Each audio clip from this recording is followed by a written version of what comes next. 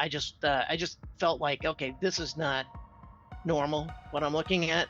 You first you think you're going to see, the first thing your brain does is you you say to yourself, we're going to see a drone today, and here comes this thing. You think it's going to be some drone, some model of drone that you've seen before, and then all of a sudden you're looking at it and it doesn't look like anything you've ever seen before, and you kind of come to a conclusion kind of rapidly, like, where did this come from?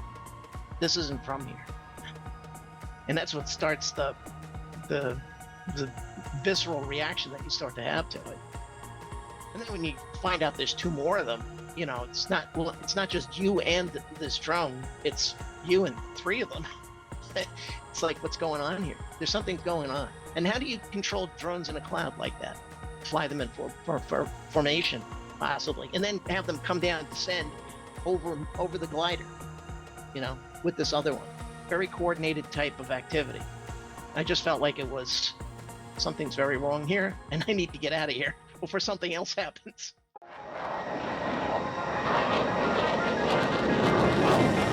Chris Lehto, welcome to LehtoFiles. That was glider pilot Bob Pett speaking out for the first time on camera just 2 days ago about this unbelievable UAP encounter, probably the best UAP encounter I've seen, right? Without photos or videos, but it really has everything. You have multiple UAPs. You have these objects not aerodynamically shaped at all. If you look at it, it's like a flying antenna lollipop or something going supersonic. So it goes over Mach 4, at least over Mach 1.8. It's going supersonic with no sound, right? He's in a glider, so it's very quiet. He knows the distances to the airfield, and there's multiple witnesses. He has a passenger in the back seat that also sees it. As soon as they land, they immediately draw sketches of what they saw and what they think actually happened, the actual ground track of these objects. And it's just unbelievable. Bob is extremely credible. He gains nothing by releasing this information. And the interview by National Traffic Safety Board investigators, so flight safety investigators, and they take it very seriously as well. So the interview is just amazing. Link is in the description to the full interview. I'll just go through my highlights on it. I was also a flight safety investigator for the Air Force for 4 years. I don't have the experience that these guys have, but I did fly F-16s for 18 years. I didn't see any UAPs in my time. And for Bob, he goes through, really, this was not a fun experience for him. It was really an eye-opening experience. He talks about the visceral reactions he had and goes through the whole encounter in detail. So if you know anyone, skeptics, or yourself, you still don't believe that all these drone sightings around the US, New Jersey, overseas, I just made a video about drones in Denmark. If you think there's no possible way it could be extraterrestrial, non-human intelligence, then you need to watch this video, watch this full interview. This is probably the best UAP encounter I've seen. Well, hello, John. Well, hello, Todd. And we're going to dispense with our usual banter back and forth because today we have a very special guest, Mr. Bob Pett, a glider pilot of some number of years, who has had a set of aviation experiences I think our audience will find fascinating. As many of you know who follow the podcast, we've been talking about the subject of UAP for several years now. And of course, most recently, that sort of thing has been in the news, both from congressional hearings and from mass sightings over New Jersey and New York. But we're not going to talk about events that happened in 2024, 2023. We're talking about an event that happened on August 9th, 2015.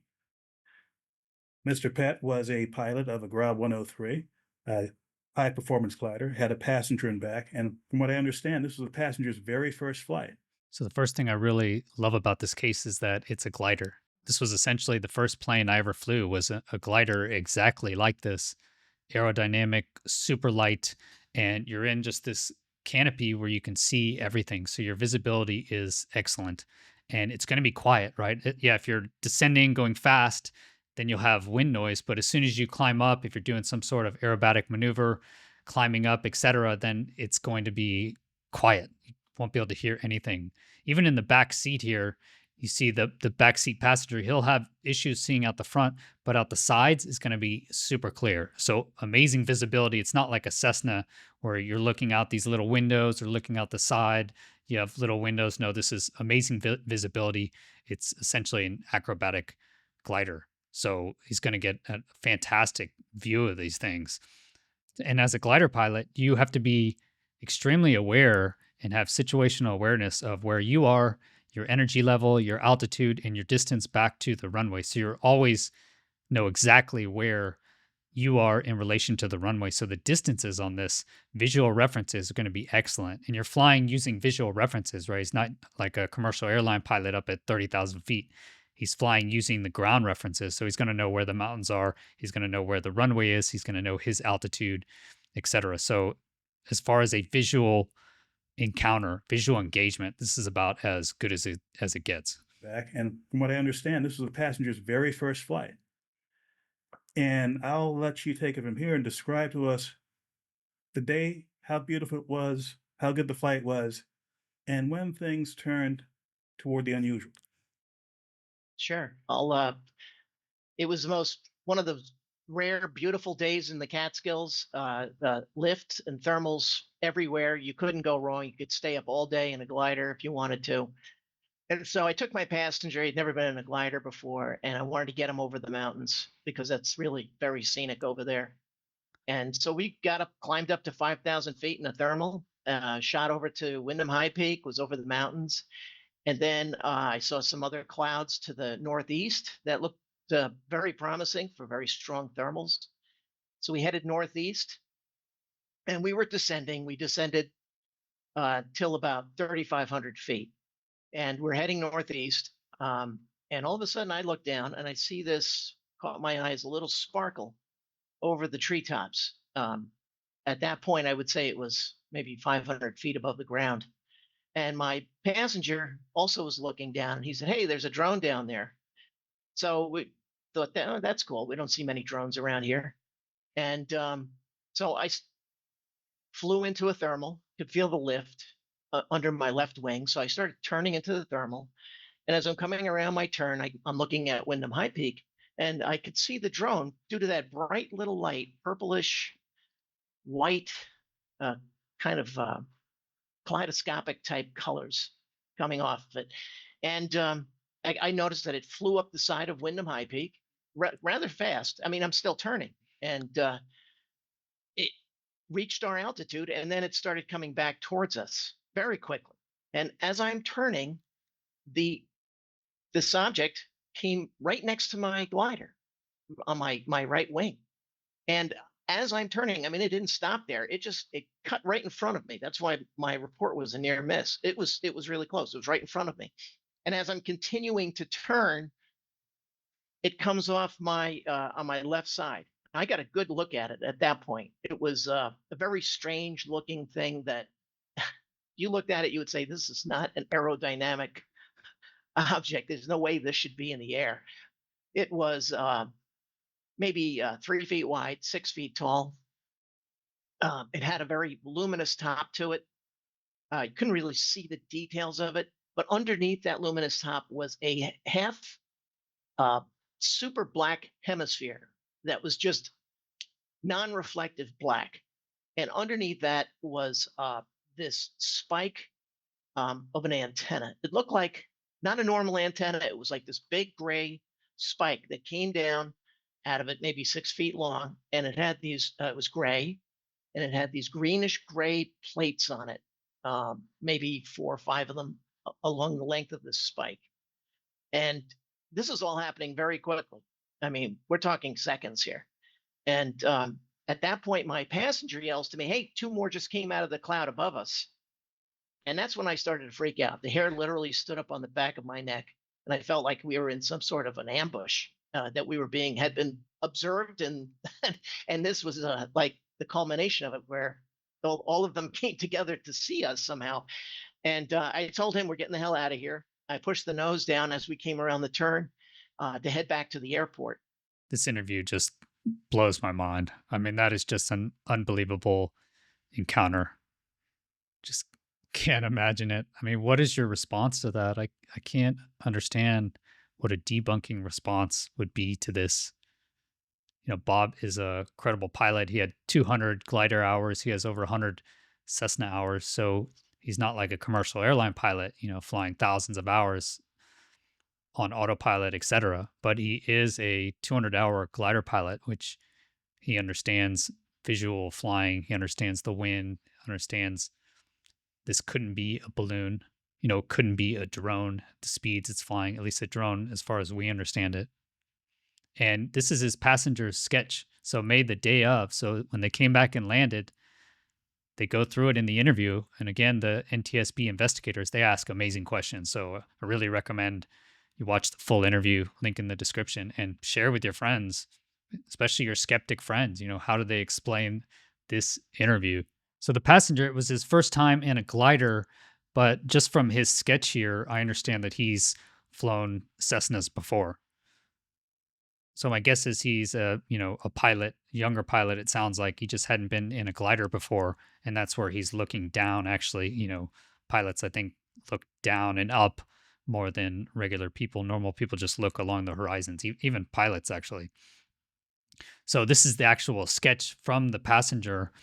And you see here it's silver reflective on the surface. And Bob says in his sketch that it's actually like a prism or reflective. And then underneath is this super black area, right? Almost like light can't go into that area. And this is really the only size difference between the two sketches is the black shadowed area. And then you have this 6-foot long antenna-like thing hanging down with, he says in the interview, 4 to 5, different plates or something along it. But in both of the drawing, there's only 3 plates, different structures, and they say those are dark gray.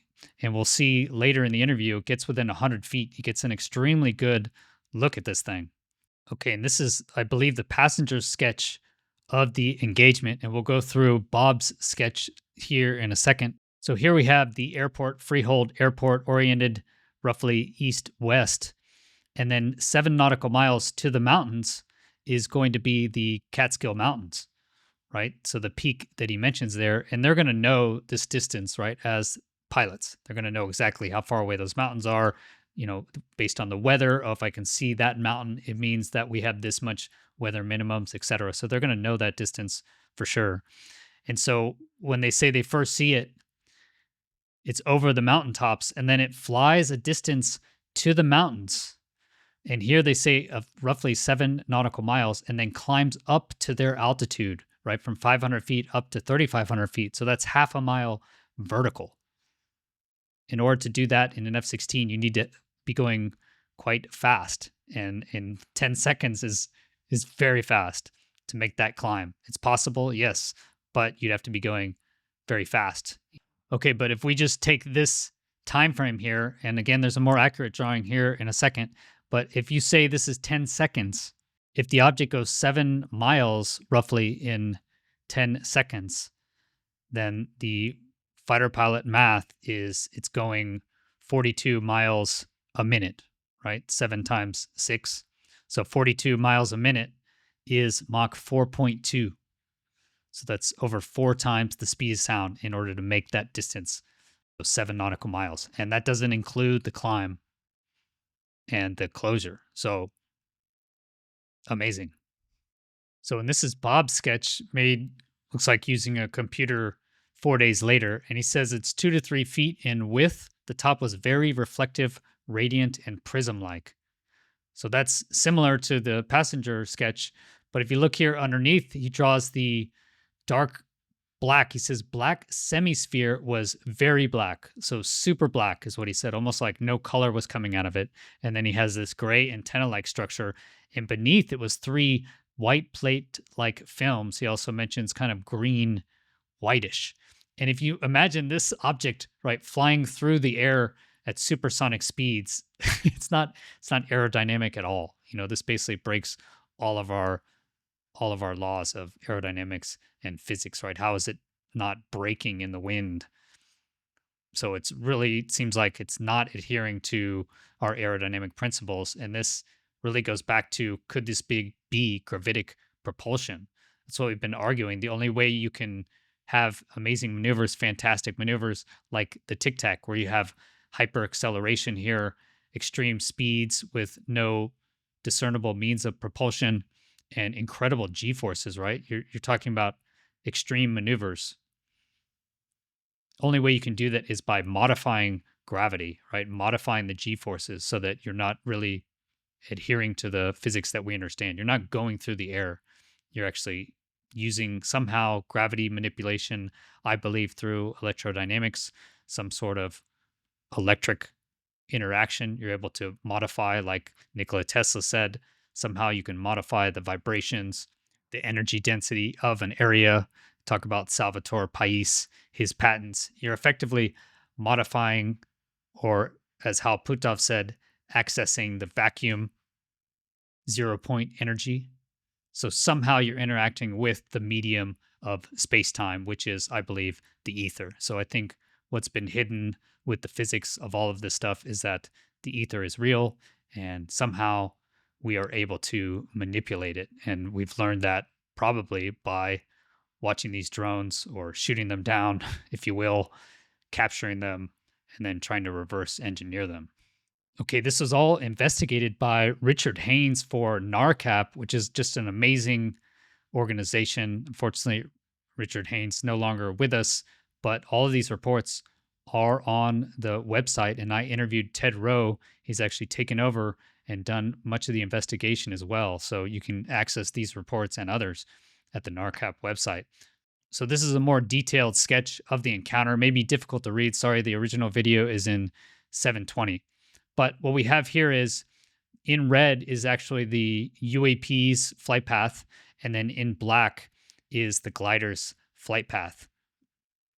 And so we have at point A here. So as they're flying away from the mountains, so towards the airport, they both look down at point A here, and they see off their right wingtip, so down low, 500 feet above the treetops, is a UAP, and sighted at 100. I think this is just to give a time reference. Position at treetop level, so probably lower than 500 feet. It's at treetop level. So right above the surface, right above the trees, they both see it, okay? And then from there, point B. So what's amazing is in the time that he says to just do this turn, so he goes from point A around to point B. So he does this left-hand turn, right? Turning and then looking over his shoulder, picking it up. He loses the object for a little bit, loses it, then they pick it up quickly again.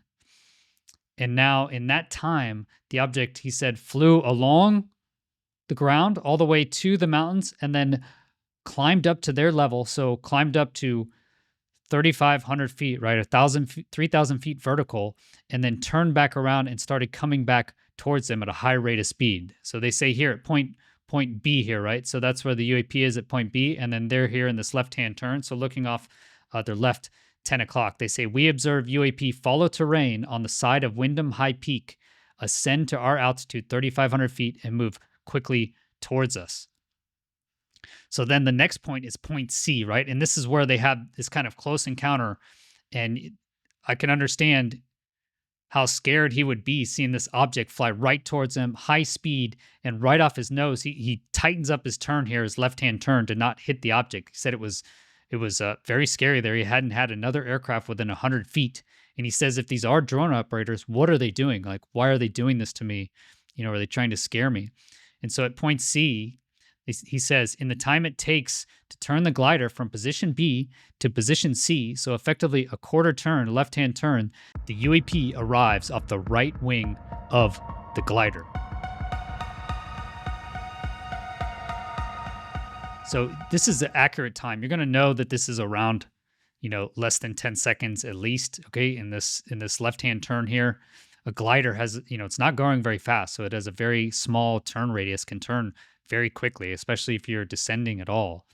And so in the time it takes them to do a quarter turn, this thing travels multiple miles, I'd guess 2 to 3 miles, to get right up next to them. And the NTSB investigator said that this was supersonic. This would be a supersonic speed. And the guy said, yeah, it was amazing. And did you hear anything? And he says, no, didn't hear anything. So he turns right off his right wingtip, point C, and then it follows him, right? So as this glider is doing this really small radius, right, point D here, the UAP follows him on the right side, on the outside of this turn, and they say UAP follows the glider around the turn, outpacing the glider on the outside of the turn and moving closer to the glider. So in this turn, actually moving closer, glider increased bank angle, and UAP moves to a position off the left wing now. So it's not drawn really clear here, but it looks like he actually transitions to the inside of the turn. Maybe they just didn't want to complicate it, but transition to the inside, and now the UAP is actually in this location here off the left wing, but closer even. They said within 100 feet. Okay, and then as they're basically finishing that turn at point F here, so point F, the UAP is right off, it sounds like the left wingtip on the inside of the turn, which is a tight turn, right? Think of that. They see, listen to this, passenger states 2 more UAP are above the glider, descending out of the clouds, essentially. We accelerate and descend toward Freehold Airport. UAP off left wing departs towards the west. So it's off the left wing. They say, hey, we're getting out of here. And the UAP says, okay, I'm leaving with my 2 buddies that are descending out of the clouds. Unbelievable encounter. I mean, send this to your skeptic friends. Really, how do they explain this encounter?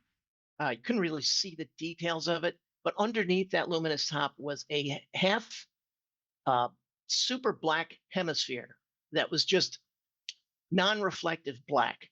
And underneath that was this spike of an antenna. It looked like not a normal antenna. It was like this big gray spike that came down out of it, maybe 6 feet long. And it had these, it was gray, and it had these greenish gray plates on it, maybe 4 or 5 of them along the length of this spike. And this is all happening very quickly. I mean, we're talking seconds here. And at that point, my passenger yells to me, hey, 2 more just came out of the cloud above us. And that's when I started to freak out. The hair literally stood up on the back of my neck, and I felt like we were in some sort of an ambush, that we were had been observed, and and this was like the culmination of it, where all of them came together to see us somehow. And I told him, we're getting the hell out of here. I pushed the nose down as we came around the turn to head back to the airport. And he then tells me, because he had eyes on them the whole time, he said, they're heading off to the west very, very fast. So we got closer to the airport, and I flew into another thermal, and I said, I got to relax here before I try to land, chill out a little bit. So we thermaled for a while, climbed up a few thousand feet. And well, prior to that, though, after we had seen the object off my right wing or my left wing, and it started to depart with the 2 others, I radioed my soaring buddies who were up over the mountains too, and not far from me. I said, did you guys see anything? See what's going on over here? And they said, no, we haven't seen anything unusual. So, we got back to the airport. We thermaled, relaxed a little bit. We got back on the ground. Unfortunately, my camera, my phone, was in my pocket underneath my seat belts, and he didn't bring a camera with him. So his girlfriend at the time said, the 2 of you have seen something. Here's a sheet of paper. Go draw what you saw separately. And so we did that, and we came up with similar looking objects. His was more detailed because he was really staring at it, focused on it while we were turning. And then after that, that night, I called the New York State Police to report drones in the area playing, this close encounter stuff. They kind of laughed it off and told me, well, you better, tell your friends in aviation. So then I called the FAA the next day in Albany, and there's a guy there who was supposed to be tracking drone activity in the area, and he said they had no record of any drones. And then some time went by, and I found the NARCAP site about reporting anomalous behavior or sightings. And I spoke to Richard Haynes, and he asked me to file a Freedom of Information Act request with the FAA to get the radar data. And the FAA sent me back a letter that said they had lost the radar data. Oh, look at that. They just happened to lose the radar data, right? Miraculous. Just all those coincidences. I was really impressed with the investigators here. So Todd and Curtis really asking great questions, and they have really open minds. Seems like they've heard this in the past. They've heard it multiple times. They even say that they've talked to a lot of pilots that aren't going to bring it up. So I think now the stigma is changing thanks to channels like this. So go check them out. But let's listen here to the actual reaction that Bob had after seeing these objects. Now, a couple of things about the other reaction there. You mentioned two things. One, you had to spend some time in the thermal later on to sort of cool out a little bit. And the other Yeah. was, you felt like you were getting jumped. I mean, Yes. that sounds like two completely different emotions happening back to back. Yeah. Well, I mean, when he said there were two coming out of the cloud above us, and I had my eyes on it over here for briefly a couple of seconds, I mean, I had this almost animal fear response with the hair going up on my neck, and that was not not just saying that. I mean, it actually happened, where you get chills and the hair on your neck stands up, and you're having a reaction, a fear response that you didn't even know you could have in your body. And I just felt like, okay, this is not normal. What I'm looking at, you first you think you're going to see, the first thing your brain does is you say to yourself, we're going to see a drone today, and here comes this thing. You think it's going to be some drone, some model of drone that you've seen before, and then all of a sudden you're looking at it, and it doesn't look like anything you've ever seen before, and you kind of come to a conclusion kind of rapidly, like, where did this come from? This isn't from here.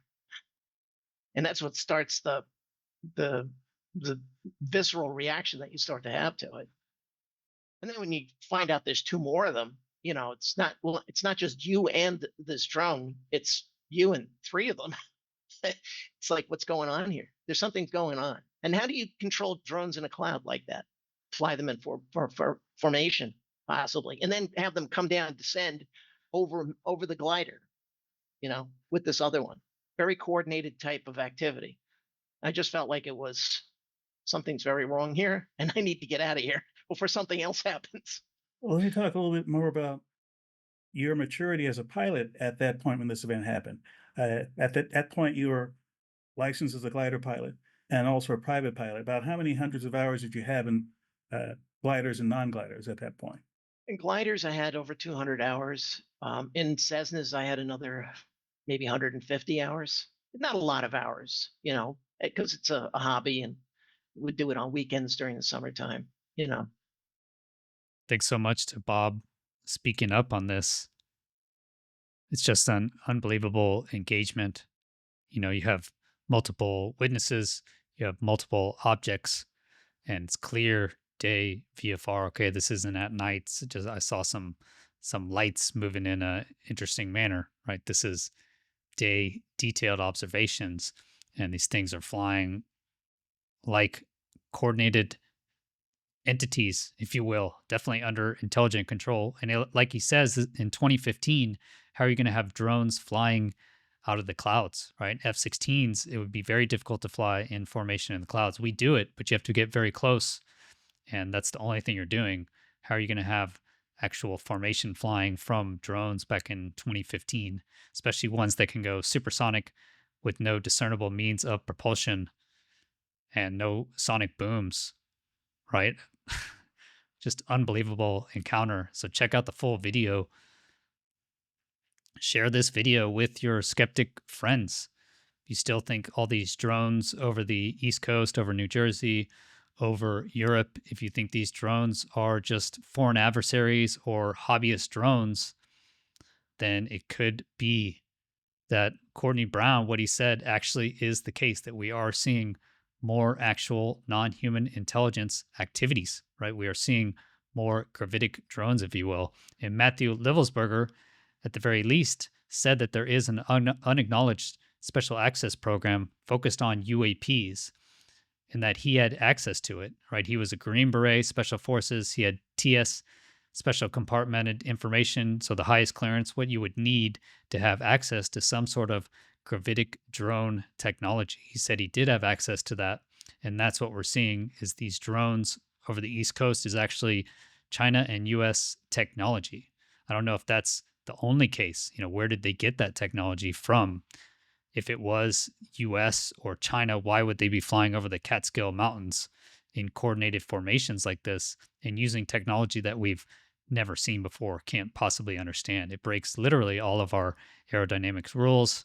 It has almost all of the observables, right? We didn't know if it has stealth technology or if it shows up as invisible.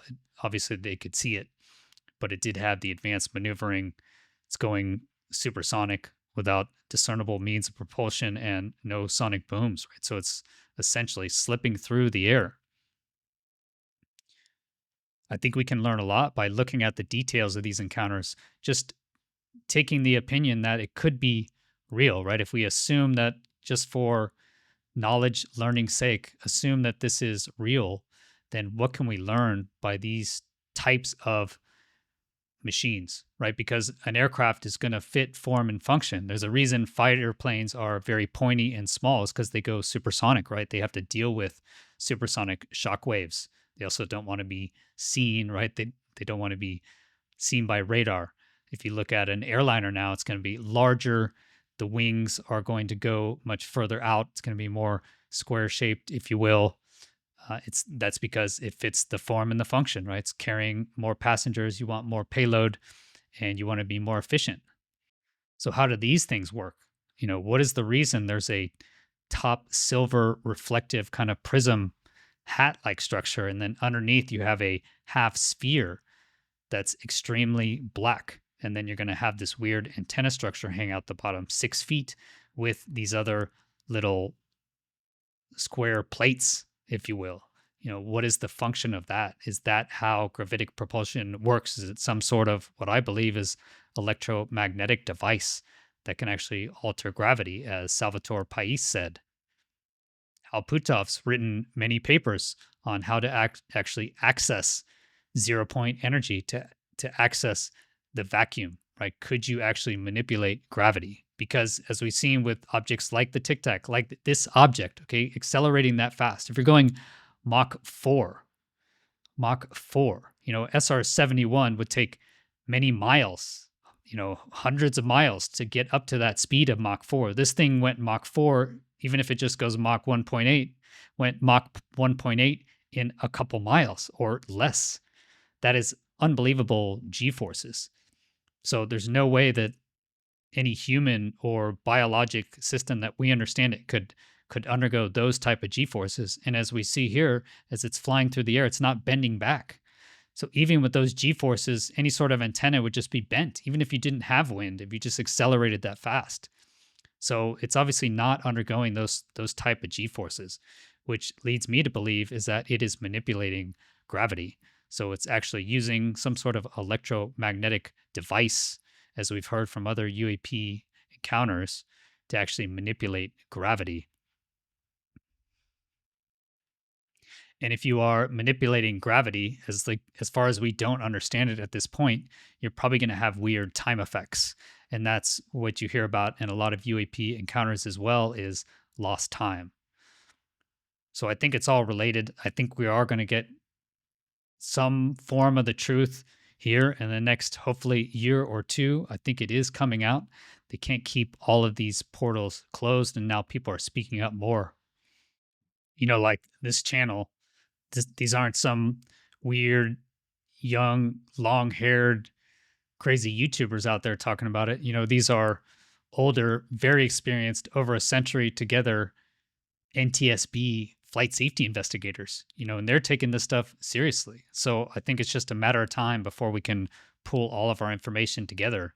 And the gatekeepers that have kept this secret for so long, this terrible secret that they've kept in the name of national security and overall world power advantage, is undoubtedly going to come out.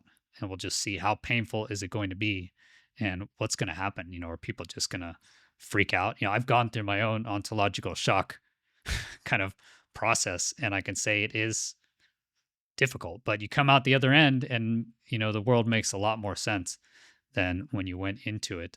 So good luck with that process. I'm here to listen.